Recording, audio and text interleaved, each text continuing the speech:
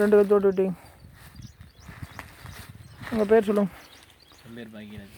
என் பேர் பாக்கியராஜுங்க. ஊருங்க? பாப்பாங்குளம். என் பாப்பாங்க வந்து வந்திருக்கேன். என்ன மாவட்டங்க? திருப்பூர் மாவட்டம். என்ன தொந்தரக்கா சிறு வேலை பண்ணாங்க சமாளிக்க வந்திருக்கீங்க? தொட்டு காமி சாமி.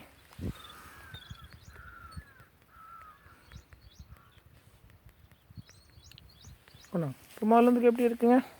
கொஞ்சம் வீக்கம் வண்டி இருக்குதுங்க. சரி, வண்டி நிறையா ஓட்டுங்க. அப்போ தான் அதோட கணக்கு என்ன நம்ம எடுக்க முடியும். ஏன்னா வண்டி ஓட்டினா உங்களுக்கு வீக்கம் அதிகமாகுது. ஆமாங்க. சரிங்களா? ஆமாங்க. அதனால் அந்த வண்டி ஓட்டுங்க. சரி. வீக்கம் எப்படி இருக்குன்னு எனக்கு பார்த்து நாளைக்கு வந்து சொல்லுங்கள். சரி.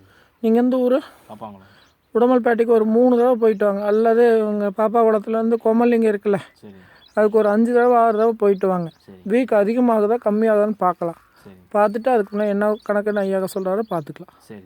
ஏன்னா உங்களுக்கு வண்டி ஓட்டினா தான் அதிகமாக வீக்கம் வருது. ஆமாங்க.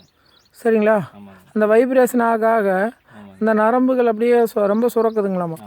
அதனால் இப்படி பண்ணுங்க. பண்ணி பார்த்துட்டு எனக்கு நாளைக்கு வந்து சொல்லுங்கள். உங்களுக்கு எத்தனை நாள் வர சொல்லியிருக்கானுங்க? சரிங்க, நாளைக்கு ஒரு நாள் என்னென்னு எனக்கு பார்த்து வந்து சொல்லுங்கள். சரிங்க. இப்படி வீக்கம் வரல அப்படின்னா ஒன்றும் பயப்பட வேண்டியதில்லை. வீக்கம் வந்துச்சு அப்படின்னா ஐயா என்ன சொல்கிறாரு பார்த்துக்கலாம். சரிங்களா? 2 கை கீழே தொங்க போட்டு நில்லு சாமி. ஆனால் இந்த வலது கால் தான் அதிகமாக வீக்கமாகுதுங்களா? ஆமாங்க. இடது கால் வீக்கம் நேற்று இருந்து வத்திக்கிச்சு.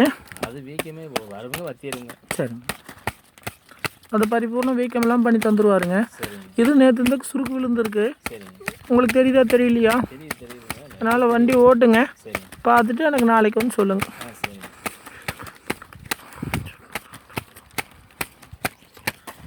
நாளைக்கு வந்துட்டு மாதத்துக்கு ஒரு தடவை ஏதோ ஒரு நாள் வந்து மந்திரிச்சிட்டு கணக்கு சொல்லிட்டு போங்க. சரிங்க சார்.